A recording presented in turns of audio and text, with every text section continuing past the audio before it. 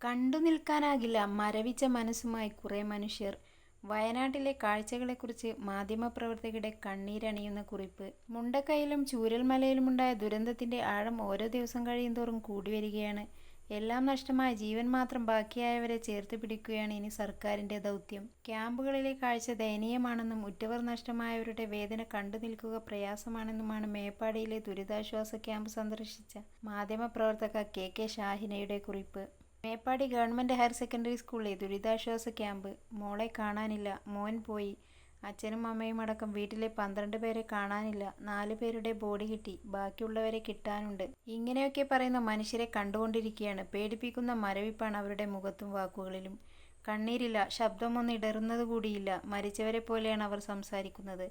അടുത്തിരിക്കാൻ പേടിയാവും. അവർ നമ്മുടെ മുഖത്തേക്ക് നോക്കിയാൽ നമ്മൾ പതറിപ്പോവും. നട്ടെല്ലിലൂടെ ഒരു വിറയൽ പാഞ്ഞു കയറും. എന്നിട്ടും നമ്മൾ അതിജീവിക്കുമെന്ന് തോന്നുന്നത് നൂറുകണക്കിന് വരുന്ന വളണ്ടിയർമാരെ കാണുമ്പോഴാണ്. എല്ലാവരും ഉണ്ട് ഇവിടെ. അവരവരുടെ സംഘടനയുടെ പേര് പതിപ്പിച്ച ഉടുപ്പുകളിട്ട് പല നിറങ്ങളുള്ള റെയിൻകോട്ടുകൾ ധരിച്ച് കഴിഞ്ഞ 3 ദിവസമായി മഴയത്ത് തന്നെ നിൽക്കുന്ന മനുഷ്യർ. സോഷ്യൽ മീഡിയയിലും പുറത്തും ആജന്മ രാഷ്ട്രീയ ശത്രുക്കളായവർ ഒന്നിച്ച് കൈകോർത്ത് പിടിച്ച് ആംബുലൻസുകൾക്ക് വഴിയൊരുക്കുന്നു. ഇൻക്വസ്റ്റ് കഴിഞ്ഞ ശരീരങ്ങൾ കഴുകി വൃത്തിയാക്കുന്നു. ബന്ധുക്കൾ തിരിച്ചറിയുന്നവ അവരുടെ മതാചാരപ്രകാരം സംസ്കരിക്കാൻ വളണ്ടിയർമാരുടെ വലിയ സംഘങ്ങൾ എല്ലായിടത്തുമുണ്ട്. ഒരാൾ പോലും ഭക്ഷണം കഴിക്കാതിരിക്കുന്നില്ല എന്ന് എല്ലാവരും പ്രതിരോധ ഗുളികകൾ കഴിക്കുന്നുണ്ട് എന്ന് ഉറപ്പുവരുത്തുന്ന നിരവധി വളണ്ടിയർമാർ.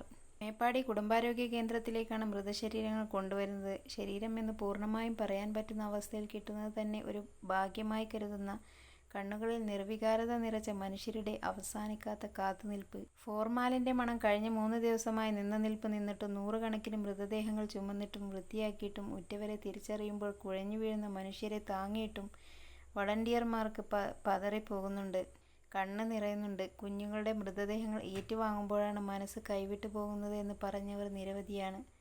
ഉരുൾപൊട്ടൽ തകർത്തെറിഞ്ഞ ഒരു വീട്ടിൽ തിരച്ചിലിന് പോയ ഒരു സന്നദ്ധ പ്രവർത്തകൻ കണ്ടത് ട്രോഫികളും സർട്ടിഫിക്കറ്റുകളുമാണ്.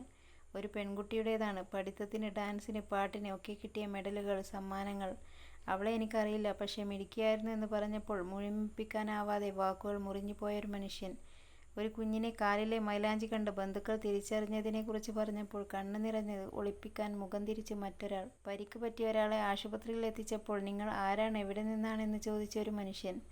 എറണാകുളത്ത് നിന്നുള്ളൊരു വോളണ്ടിയറിന്റെ അനുഭവമാണ്. എറണാകുളത്ത് നിന്ന് വന്നതാണെന്ന് പറഞ്ഞപ്പോൾ കണ്ണ് നിറഞ്ഞു. അയാൾ കെട്ടിപ്പിടിച്ചു. ഇത്രയും ദൂരെ നിന്ന് വന്നല്ലോ എന്ന് കരഞ്ഞു. മനസ്സ് കൈവിട്ടു പോകുമ്പോഴും ഈ മനുഷ്യരൊക്കെ അവിടെ തന്നെ നിൽക്കുകയാണ്. എന്താണ് നിങ്ങളിവിടെ പിടിച്ചു നിർത്തുന്നത്? ചോദിച്ചവർക്കൊക്കെയും ഏതാണ്ട് ഒരേ ഉത്തരമാണ്. മനുഷ്യരല്ലേ എന്ന്, കൂടപ്പിറപ്പുകളല്ലേ എന്ന്, എങ്ങനെയാണ് വിട്ടിട്ട് പോവുക എന്ന്. വയനാട്ടുകാരായ വളണ്ടിയർമാർക്ക് മറ്റൊരു ഉത്തരം കൂടിയുണ്ട്. നാളെ ഞങ്ങളാവാം അപ്പോൾ ആരെങ്കിലുമൊക്കെ വേണ്ടേ എന്ന്.